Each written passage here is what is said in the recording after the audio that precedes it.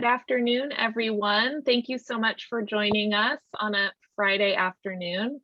If your Friday's been anything like mine, you've been in meetings all day. So it's awesome that you are joining us here at the end of what I'm sure has been a busy day. We are here for a chat with the author of our latest blog, Transforming the Research Paper Using Oral History to Center Students' Voices and Communities.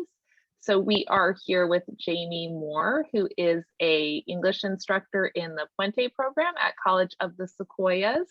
So I will drop a link to the blog in the chat in just a minute if you haven't had a chance to check it out. And I am recording this, so this will be shared within the blog itself. There will be a link, so you can check it out there if you want to share it out. And we'll share the materials and all of that. So with that, I will hand it over to Jamie. Thank you. Thank you, Summer. I want to thank Summer and also Katie Hearn, who can't be here with us today, but was very helpful in the editing process of the blog all the way through. Yes, and also thank you for being here on a Friday afternoon. If you've had a week like mine, it's a lot of effort and energy to be present right now. So I appreciate that so much. I'm excited to talk to you today about putting this blog together, some of my ideas around transforming the research paper, how I came to oral history as methods, and also to participate together in some conversation, mostly focused on centering students' voices and their communities. And I hope we can also engage in any questions that you might have about my methods and your own practices, so we can kind of use this as a space to learn from each other as well.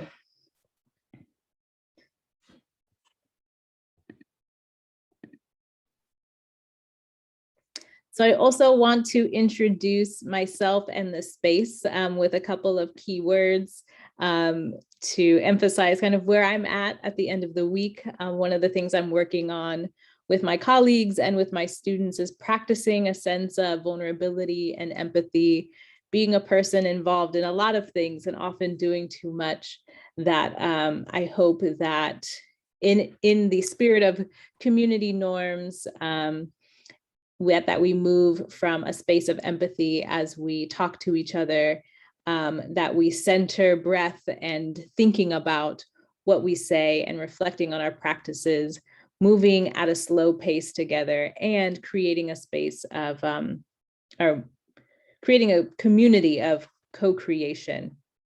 I am asking for your collaboration and your ideas. Rather than me kind of leading a whole conversation for an hour, I'm hoping that we can share some ideas so that we can have a more collaborative practice together today. So to give you a little bit of context of where I'm coming from, College of the Sequoias is an HSI. We're located in Tulare County. We're a 3-district campus. We have a campus, our largest campus is in Visalia, which is about 35 to 40 minutes south of Fresno. And then we have 2 additional campuses, one in Hanford, one in Tulare. And the Puente project has been on our campus for 25 years. We're just celebrating our 25th year of Puente being at College of the Sequoias. We have yet to have our big in-person celebration because of COVID, but once we're able to, we are definitely throwing a party. But to give you that context, Puente has been lucky enough to be a part of shaping the equity movements and conversations at College of the Sequoias, and has been deeply involved in the legacy of activism in the extended community of Visalia as well.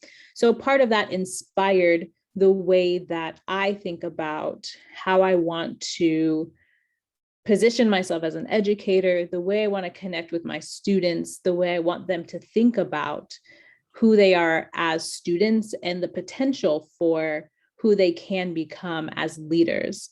Part of Puente's mission is to educate students so that they can return to their chosen communities as leaders. So part of what I wanted to emphasize with this blog and by using specific methods with the research paper is that telling certain community stories were important, and that because my students were Puentistas, that they had kind of an extra special insight on how they could connect to that sense of leadership and legacy that they felt not only to College of the Sequoias and Tulare County and their communities, but also to the Puente project.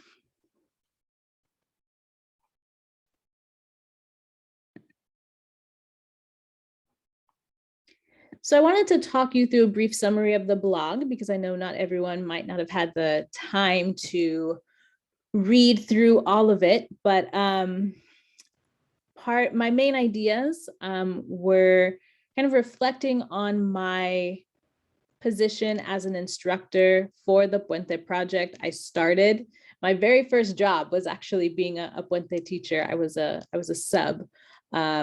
And then I was able to later become full-time and rotate in as the co-lead for the Puente project at College of the Sequoias.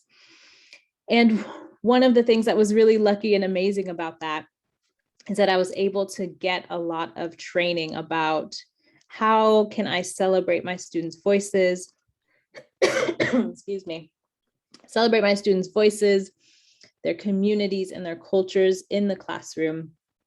And part of that comes from the Puente project's emphasis on multiculturalism in the classroom, starting with diverse texts, but also in the way that we actively build community with our students. I was also thinking about how I was really burnt out, as I'm sure many of us are, right? I was gonna say were, but I think the right verb is an active verb, right? That we still are, not only in just figuring out how to adapt to being virtual, but also just thinking about how I exist in academia as someone who comes from a multicultural, multi-ethnic background, who comes from cultures with, I would say, like different ways of knowing, different belief systems. And those belief systems don't really intersect with traditional ways that we talk about knowledge or that we talk about language in academia. So I had gotten to this point in teaching our basic, English 1 class research paper where I was bored with it. And once you're bored with something, your students can see that, right? Your students are very aware. And I found myself, I have a hard time hiding it. So I would say to my students things like, we have to get through this, right? I know this is hard, but it's one of the requirements of English 1 and it'll feel so good when it's over. And then I realized that's not the right way to approach this kind of assignment. How can I retool this in a way that makes me excited about it, that makes them excited about it, that gives them agency around this idea of academic research? So that was kind of the inspiration for this larger idea of how can I find a different methodology or different way into exploring academic research with my students. And so part of what I was doing is exploring with them, right? We engaged in learning about oral history together. I'm also a doctoral student at UC Merced. And at the same time I was developing this process, I was also taking an oral history as methodology course. So I was sharing some of those academic articles that I was reading at a, quote unquote graduate level with my students in the classroom. Like, oh, I just learned this. Isn't this really cool? Let's talk about this together. How might we use this in our processes together? So we explored, how can we expand our collective definition of academic writing and academic research to make space for our expression? And that created a sense of excitement for all of us, right? That idea of co-creation together.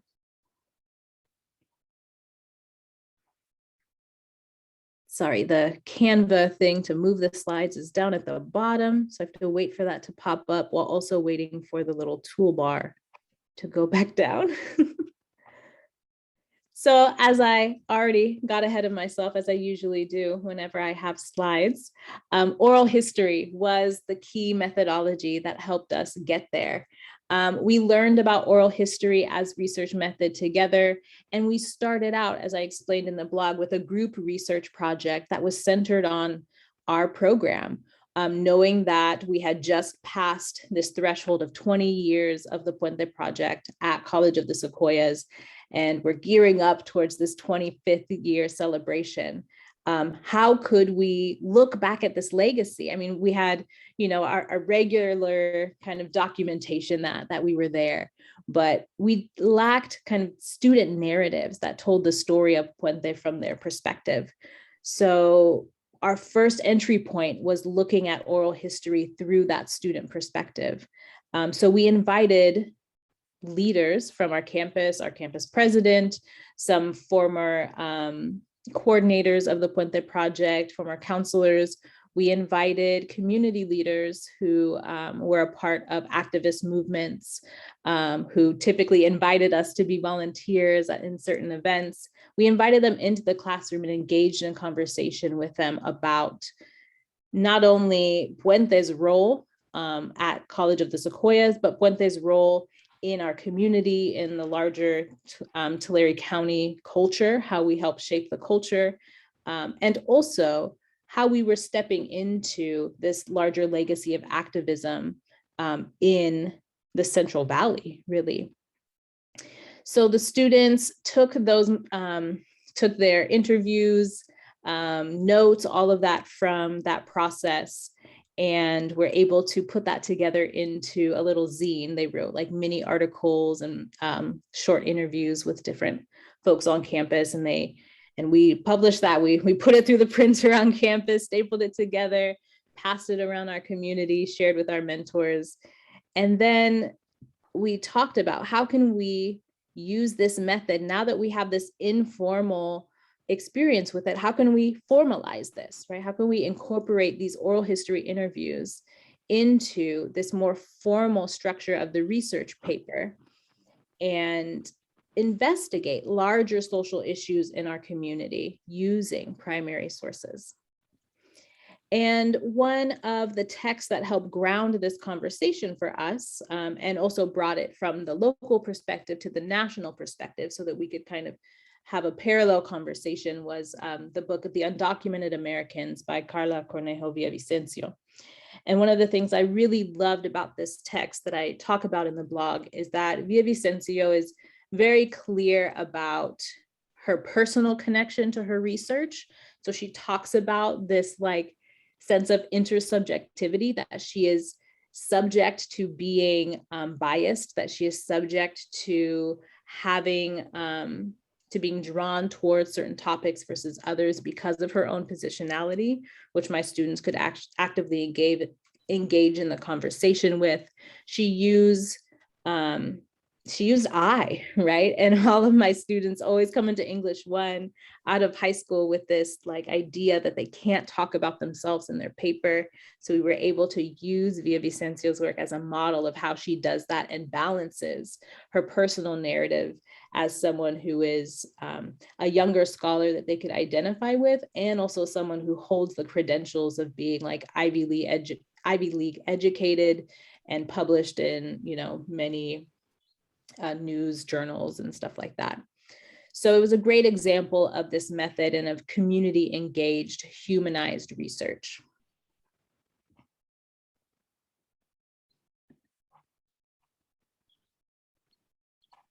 So a couple of key lessons for me, teaching reminders that I wanted to share with you and kind of begin as a jumping off point for a more collective conversation that I want to have together today, is that my students became really engaged in the research process when they were given agency over it, when they understood that they were able to incorporate their voice. They were able to incorporate the voices of folks in their community, especially in a time when we were really struggling together, right? Collectively as a nation, but also, in rural Central Valley, California, right? My students were dealing with poverty, homelessness, food insecurity at levels that, we as a college and me as an individual, we're struggling to figure out how to best support our students, through those issues.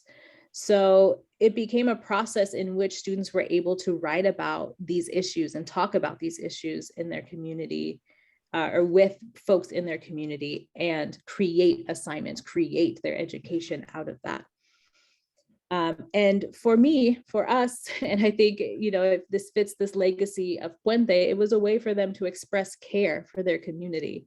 And that was a really beautiful moment for us to think about, as much as we often tend to separate ourselves, from our communities as academics, how can we use a space like the institution to bring in these voices, to take care of each other, to highlight what's going on. And one of the things that I think I'm still unlearning, some of the work that I'm undoing from my own education, which was traumatic at various steps, is that assimilation and asking my students to assimilate into certain academic practices or forms limits the potential that we have to learn from each other and to grow. So I learned that through two really specific ways that I want to talk about today. And the first one is through our use of language, and breaking down this idea and perception of what academic language is. And then I also want to talk about bringing in that local perspective and who we consider to be experts when we're talking about certain topics.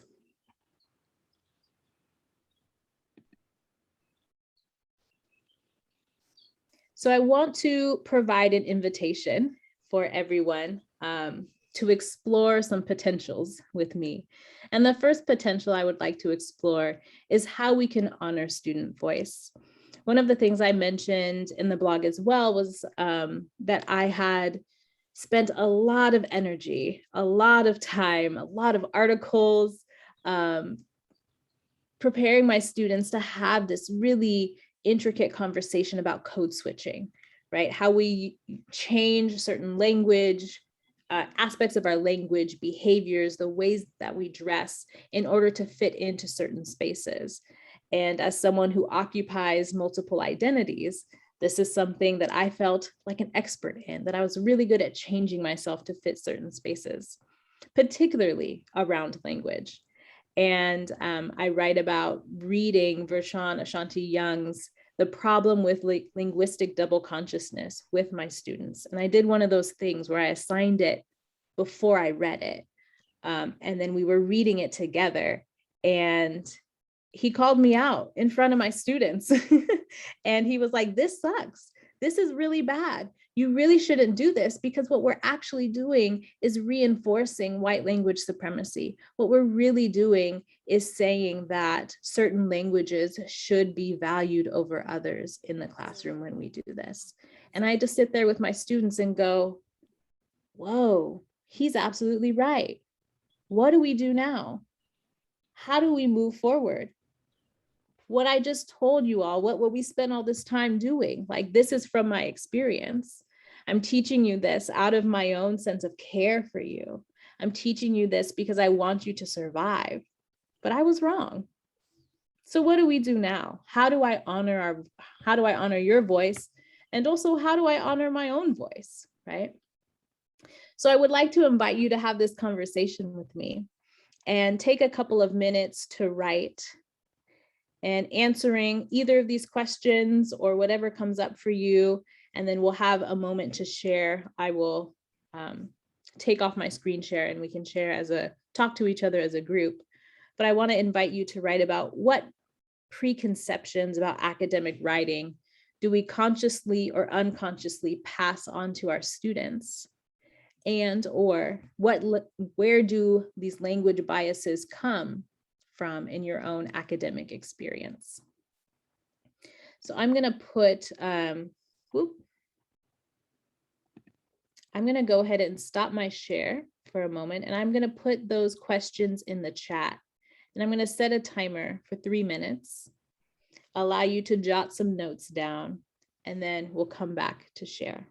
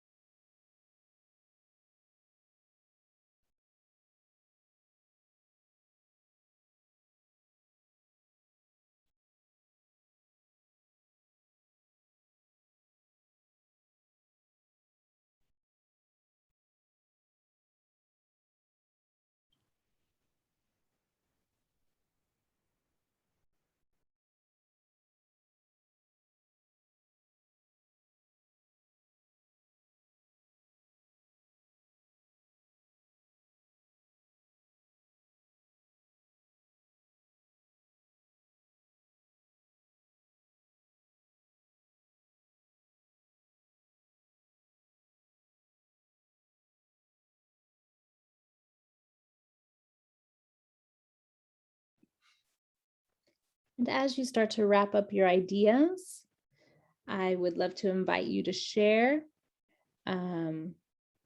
whatever feels comfortable for you. I have one other activity for us. So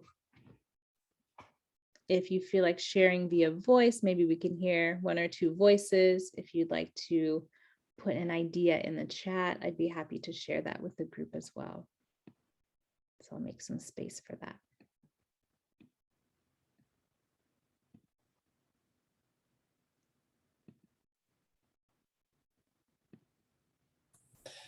I'll jump in if that's where you're getting started. Yes, please do. So I just kind of, in reference to both of those, on the first one, actually, let me do this so that I can actually be civilized and look at you straight in the face, so to speak. That on the first one, we've always been taught this kind of idea that certain standards are unassailable.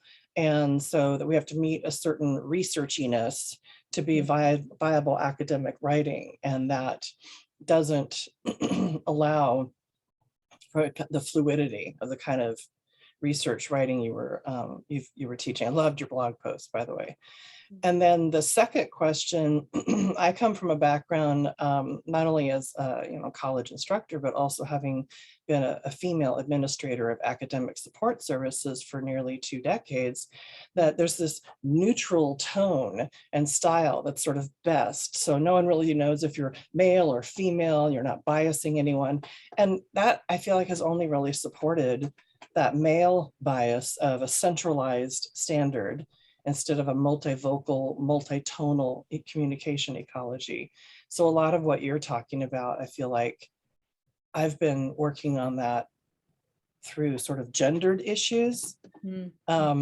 So it made sense to kind of take the next step with you in what you were saying. It's like, yeah, that yep, makes a lot of sense.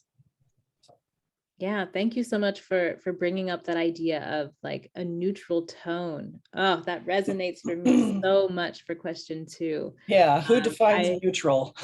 Right. That's a really important question. And I think you're absolutely right that we could, if we're being honest, we can all answer that question. It was so important for me to find a scholar like Audre Lorde who told me that the personal is political, and also showed me that the personal and the political belonged in academia.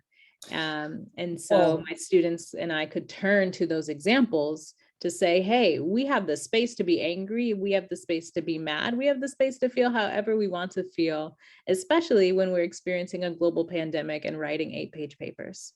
Well, and I love her poem, The Art of Response, because the final line is, to redefine the question. There's 14 ways to respond, and the 14th one is you rewrite the question. Absolutely. Thank you for that example and for sharing. I think we have space for one more voice if anyone would like to share. I can. Hi there. Hi. Thank you, Adrian, for that. I really liked what you said. Did you use the word researchy? I think I heard that. Yeah. Yeah, I called it researchiness. Researchiness, that was the word. I need to keep that word. I'm still writing things that are preconceptions because often I think I'm not fully aware of what my preconceptions are. I'm just doing this thing and I'm not thinking about what my underlying assumptions are necessarily. That kind of happens once in a while, like bing, light bulb. But, probably stuff like there's a certain kind of accepted language, like Adrian said, and that we should end the semester with like a long final research paper that's hard, but supposedly doable, right? And I also thought about how many English teachers students encounter that are white women, right? That we're stepping into a thing here, these like, the white women are there to police your grammar or, act as a kind of missionary. And I also thought there's around that, there's a kind of preconception that as a white woman, I probably don't get it. I've probably had a pretty privileged and easy life. And my life has been very privileged, but there's like a darkness of some bad stuff that I used to share with students because I thought that they needed to know it. And it got kind of tough to do, but I think I should go back to it because then I think it humanizes me a lot. And I think a lot of them relate to my difficult life experience. So anyway, I'll keep making this list. Thank you, Wendy, for sharing that. And I would respond to that by saying there's a lot I relate to there. And my point about assimilation is definitely connected to that I realized that asking my students to code switch was asking them to take on this adaptation of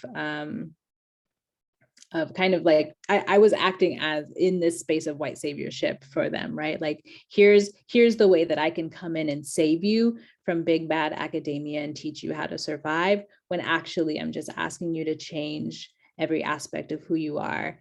And I'm also denying myself the space to be an authentic person in my own classroom. What happens if we just throw all of that out the window and we be real people with each other? That's when the real learning happens. Carolyn in the chat said preconceived notions that we're failing our students if we don't teach them the right language. Then they take this myth and internalize it, feeling that their language is wrong. And if they aren't using the language of the academy, then they have failed and thus are failures themselves. Yes. And I also wonder, if,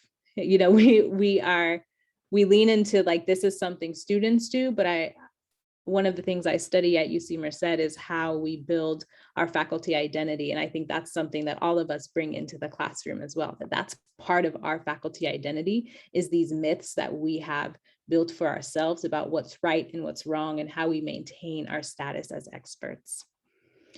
So thank you for that comment. One other comment, I'll jump back to the slides in the chat.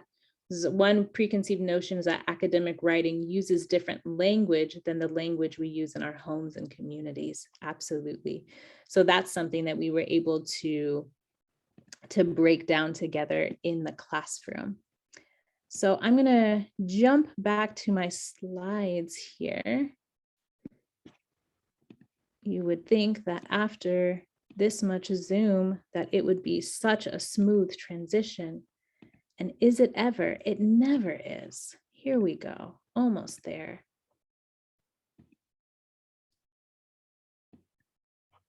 And we made it. Did we make it? We made it. So great. So some of the things I learned that I want to share with you and encourage you to think about as you continue those lists of how we can let go of those biases and learn with our students more. For me, that meant making space for narrative writing and reflection. I know folks love to say that this is an English thing. I don't think it's an English thing. We don't have a ton of space to talk about it today, but send me an email. We can talk about how I think this works across disciplines. Having students bring in articles or collectively choosing articles together to read. I have a really brave colleague, Professor Christina Lynch at College of the Sequoias, who let her students choose an article from longform.org together every week, and they read, each week. So there was a lot of prep involved, but there was so much discovery, and students were able to feel a sense of agency over their learning. Actively discussing, as we were just talking about, how we define academic writing or research, and then creating that collective definition together. And then one of the things that I've started to do very actively is expressing what we don't know and encouraging the class to find experts, or thinking about, hey, what are my students experts in? When can I hand them the mic and allow a space for them to teach me? And then we can share, where our knowledges overlap.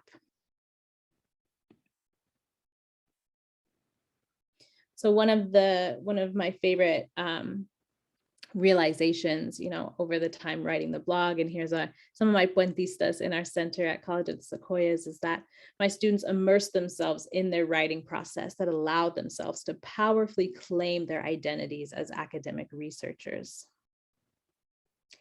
I want to explore another potential together, and this is where we're going to move into some quick work in breakout rooms.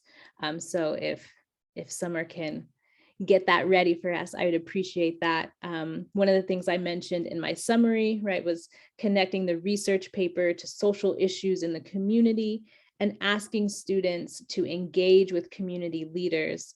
That brought energy and interest back into the process. So although this says an invitation to write, I actually meant an invitation to chat with each other. And I would like for you to think about or share in your group an assignment in your course or a project that you're working on that you could connect to a local perspective, and how you might invite students to reflect on their identities while you are in that process of working on that project, whether that be writing or discussion or whatever might work for you. So I'm going to stop the share again. I will drop those questions in the chat before we go off into our groups, and we'll take about 12 minutes in our groups, and I will pop into some groups and say hi. Are you ready for me to open the breakout rooms? Yes, everyone should have the questions now, so let's go.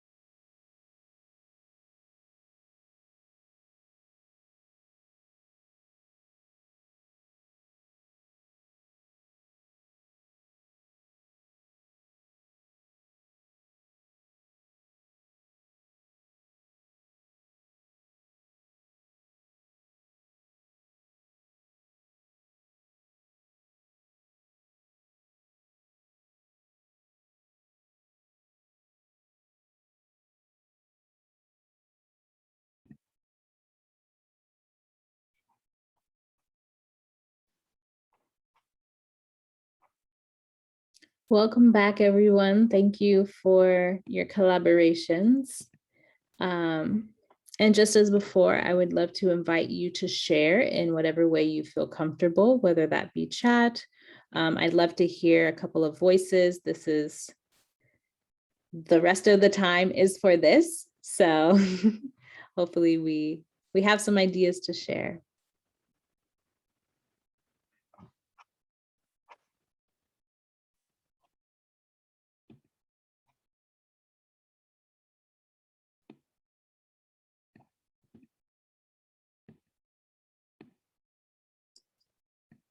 Okay, I'm not gonna share actually, but I did think that Jessica is a really interesting voice here because she's an anthropologist and looks at ethnographies and uses ethnographies and teaches students to do, community interviews and things. Maybe she can talk about it.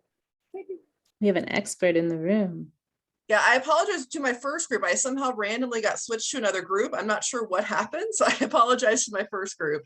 But I do teach cultural anthropology. I also teach biological anthropology. But in my cultural anthropology course, before COVID, I would have them go out into the community and interview at least one person that's from, a group that something outside of their own comfort level, essentially. So somebody that maybe practices another religion or that practices marriage in a different way or raises their children in a different way, just basically anybody that practices their strategies in a different way, and conduct an ethnographic interview and then write a paper on it. Mm-hmm. So, with ethnography as well, at least traditional ethnography, you are supposed to try to, kind of like academic writing, you're supposed to try to remove your own perspective. You're supposed to remove your lens, your cultural lens, and try to take on the perspective of whoever you're interviewing. Mm-hmm. But, I wonder if that should change as well, because there's no way to ever completely remove your perspective. Your perspective is always going to be there. So I wonder if it makes more sense actually to acknowledge the writer's perspective and to acknowledge that, I may have had this connection with this person in this way because of my background, because of my cultural upbringing. Mm-hmm. I also have them do kinship charts, which is basically your lineage. There's different symbols that you use for male and female and mother and father and, daughter and son, aunt and uncle, things like that. And I have them interview their family. And sometimes students have told me that they learn new stories about their family that they never knew before.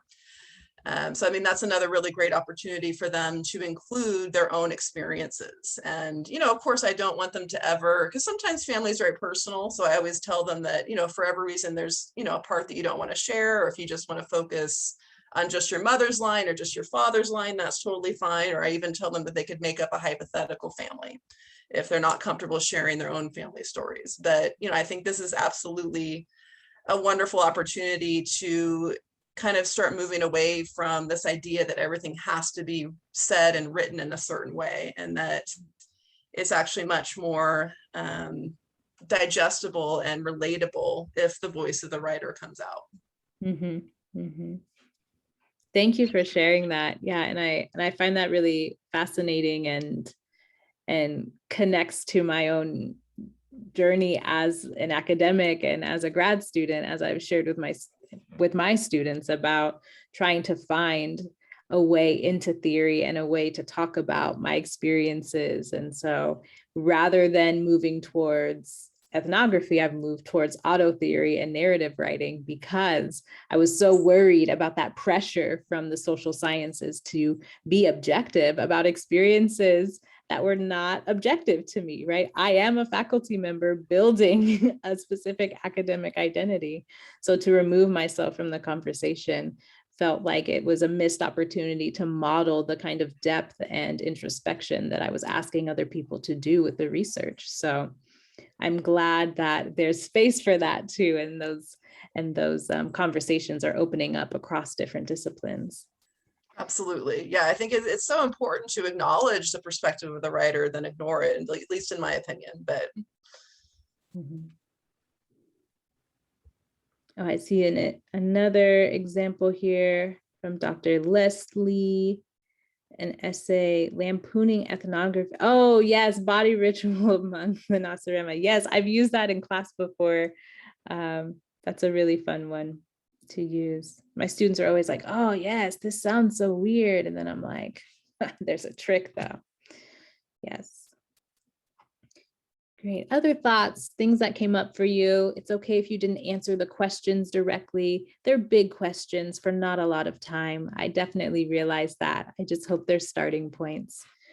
But other things that came up for you. I have a question, maybe that's related that I could lob in here. When I was listening to Jessica, I was thinking, how do we find, or how do we help our students find the people to interview for these primary sources, that especially ones outside of their personal spheres or of influence. And I know in social sciences, they have IRB kinds of things. They have to go through approvals of using human subjects for research. So I don't know if that applies, if it's just simply an interview, but I think my first question is how do we help students find some of these individuals to interview as good sources? That's a great question.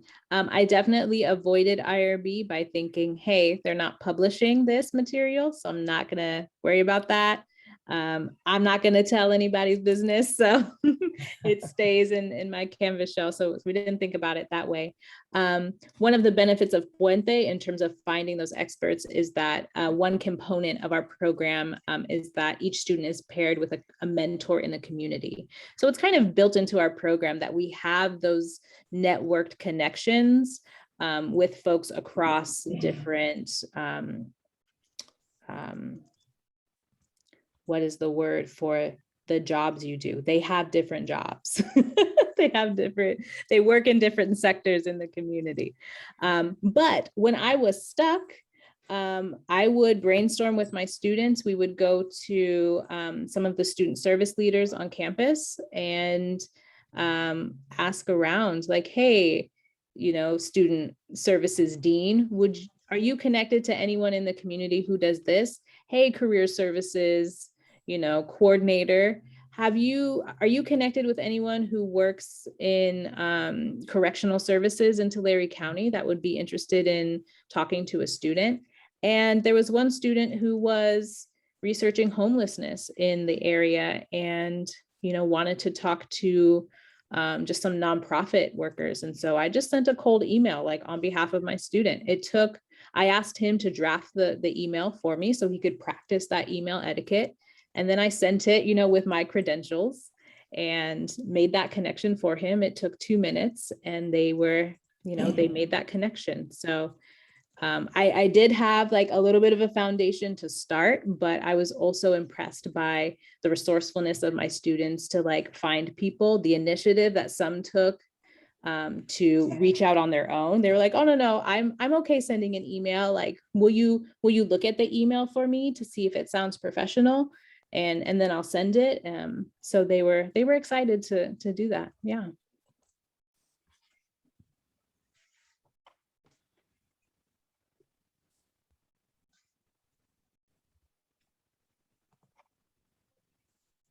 Any final comments to wrap up?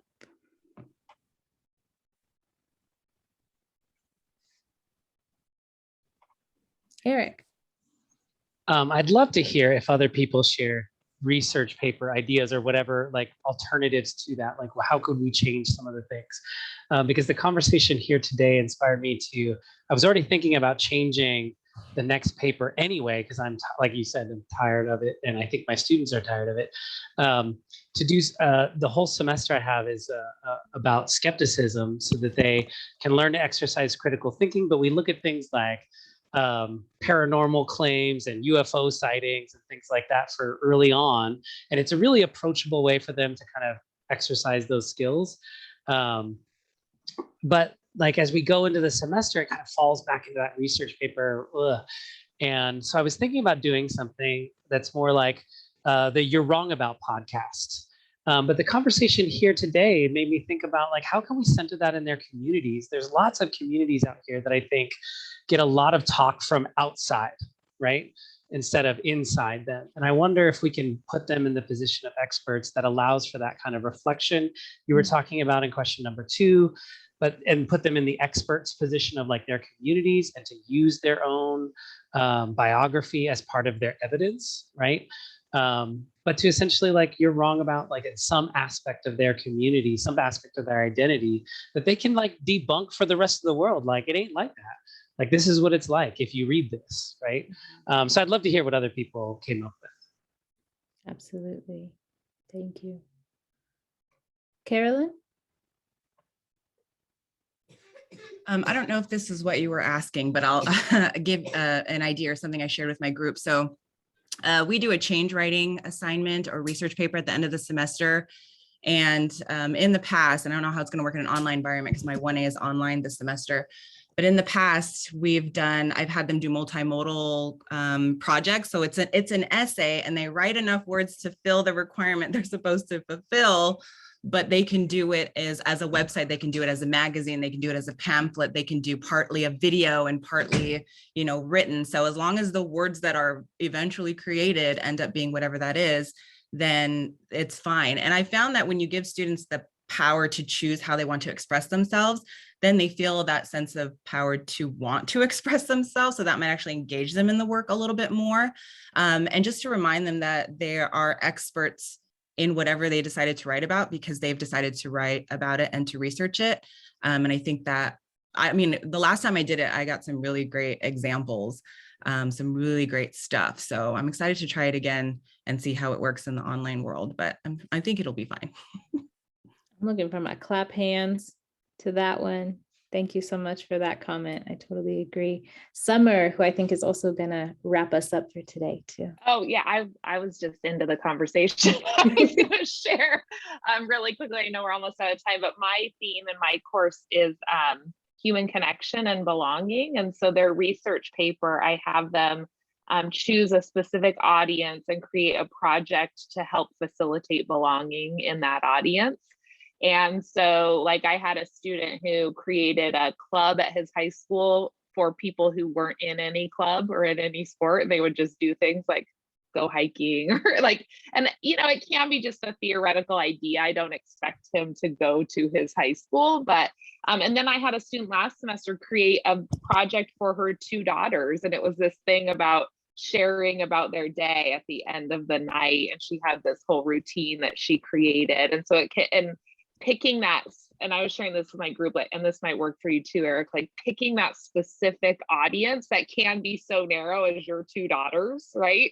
Was like super helpful. And she did a lot of research on getting kids to talk to their parents at night. And it was such a cool project. And so I think it really drives it home for them and lets them bring the expertise they've developed in the topic over the semester to their own, expertise that they already have.